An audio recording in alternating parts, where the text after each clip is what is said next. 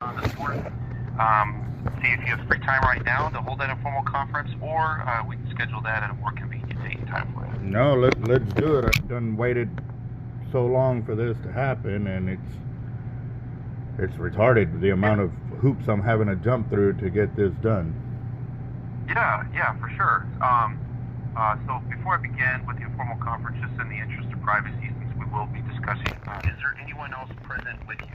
No, I'm at work alone, and I got you on speaker just so I don't have to carry the phone. Yeah, sure thing. I always ask that, just with HIPAA and other medical privacy laws. I just want to make sure it's all good to go. And also, real quick, I'm just going to describe the process and purpose of an informal conference, and it's simply an opportunity for you to submit additional statements, arguments regarding previous FAA decisions. As a grow, in this case, I'll be taking notes of our discussion today on the informal conference, and also going over evidence that was of record with the previous FAA decisions. Just a quick note, there's a concept called the closed evidentiary review with higher level review claims. And simply what that means is that any introduction of new evidence or new facts, those are things that I cannot consider. But like I said, we'll be going over evidence that was of record in the file, and obviously I'll be taking note of our discussion today with the informal conference. I guess with that, do you have any questions about the process or purpose of an informal conference before we begin? No, I'd like to get this started. Yeah, sure thing. Okay, so this is June 22nd, high-level review claim. Looks like in regards to the previous denial of service connection for obstructive sleep apnea. I've had a chance to really comb through the record here and the evidence of the file.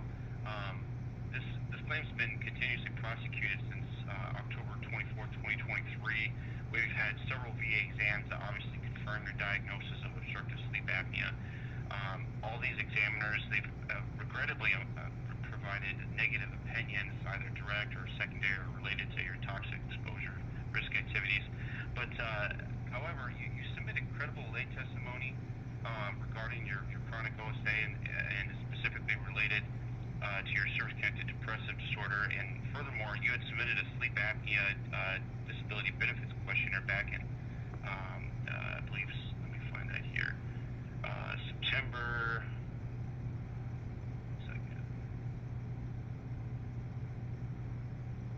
Back in September 2023, and that not only confirmed the diagnosis of obstructive sleep apnea, but the private medical provider linked it to your service-connected depressive disorder. And this provider indicated medical literature showing an association between your sleep apnea symptoms worsening from mental health disorders, especially with regards to chronic sleep impairment. And in that sense, we should have resolved reasonable doubt in the veteran's favor, in your favor, and granted service connection for this on a secondary basis. I feel like this DBQ was overlooked. The private medical opinion, I believe, was completed by Catherine Vandiver. It's a well-reasoned rationale. Whenever there's an approximate balance of positive and negative evidence, we resolve reasonable doubt in favor of the veteran. So I think service connection, I plan on overturning this decision and granting service connection for obstructive sleep apnea on a secondary basis to your service-connected depressive disorder based on that medical evidence. And that's kind of what I'm seeing right now, just looking through and all the evidence that's of record. But I guess with that, sir, I'll go ahead and open it for you if you have additional statements that you'd like to add today as well. I think you pretty much nailed it. Like the original claim when it was denied, like I said, nobody knew what sleep apnea was in the military. There was no such thing back then. It was like, hey, you're not getting enough sleep, or you're just being lazy. You're just like, they put it all on us. So that, again, decades later of hearing that, I'm being lazy, I'm being this, and I was a very outgoing Marine. Like, I had a 300 PFT. I held an E7 billet as an E4. You don't get there. You don't get there by being lazy.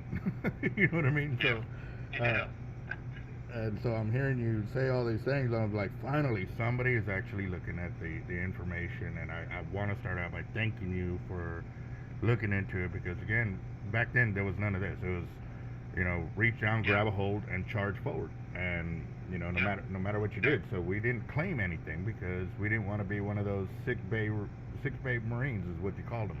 And they're always in sick bay, we're dealing with their hurt, this, that, and now 20 years later, we're finding out because we weren't those sick bay Marines, it's so hard for us to get help. Yep. So, I mean, it's just the evidence was. It looks like this DBQ was just overlooked because I don't even see discussion about that piece of evidence with the previous decision makers. And so, just looking at that, I mean, we got other VA examiners, and they're saying it's not related. Well, whether or not we have, that's in the file, resolution of reasonable doubt, and, VA regulations, we always resolve it in favor of the veteran.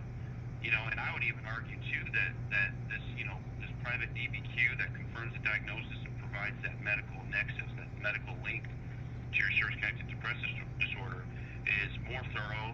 It's more detailed. Discusses, the medical history and medical evidence of file. Talks about your credible lay testimony of having issues with your sleep apnea and its relationship to depressive disorder. I mean, it's right here. It's the medical link, current diagnosis, your service-connected for depressive disorder. We should have granted this, and so looking at that evidence, it's pretty much what needs to be there to establish service connection. I really feel like it was just overlooked or glanced over, looking at the evidence received to date.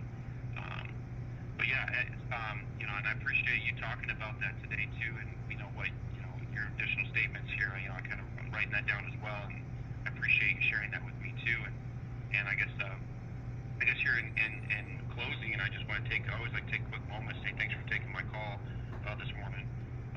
I understand and respect, veterans, y'all are busy, you got work, life, other obligations and things going on. And so I really do appreciate you carving time out of this morning to talk to me about this issue. And, I'll get this overturned, and as a drill, we have de novo authority, so we can essentially what that means is that we can overturn prior decisions without deference to them, looking at the same piece of evidence. And so, again, I appreciate your time this morning, sir, and talking to me about this issue. And I think with that, before I conclude the informal conference, I'll go ahead and open up for you in closing. If you have any additional questions or anything else you'd like to add this morning, sir? No, just I wish there was more of you there because I deal with a lot of veterans over here. We do fishing deals where we're out there and we're just talking. We're men to men, veteran to veteran, and it doesn't matter what branch. This is one of the things that we run into is having to fight to get what we earned. Not that it was owed, that we earned. And I want to thank you for taking the time to do the due diligence and looking into everything. And I want you to have a very blessed day. Thank you, thank you, thank you. Well, thank you, sir. I truly do appreciate the kind words. It's a privilege to be serving veterans and their families every day. So I really do appreciate those kind words as well. And I hope to get a decision issued on this as soon as possible, and get this overturned. And hopefully, we either get, it has to get routed to my authorization teams. They split up the decision makers and the people that write the checks, and probably for good reason. So, Roger. But yeah, so basically my decision will get sent over to authorization teams and make sure my T's are crossed and I's are dotted, and hopefully you get notification of that decision here. I would imagine early next week, probably, if not sooner. So it depends on how busy they are too. But again, I appreciate your time this morning, sir, and talking to me about this issue. I appreciate the kind words as well, and gosh, it's Friday, we made it. So happy Friday, sir. Yes, I sir. hope you have a blessed day as well, and a good day, and a great weekend as well, sir. Roger that. You too, boss. Thank you very much. All right. Take care. Bye-bye. Bye-bye.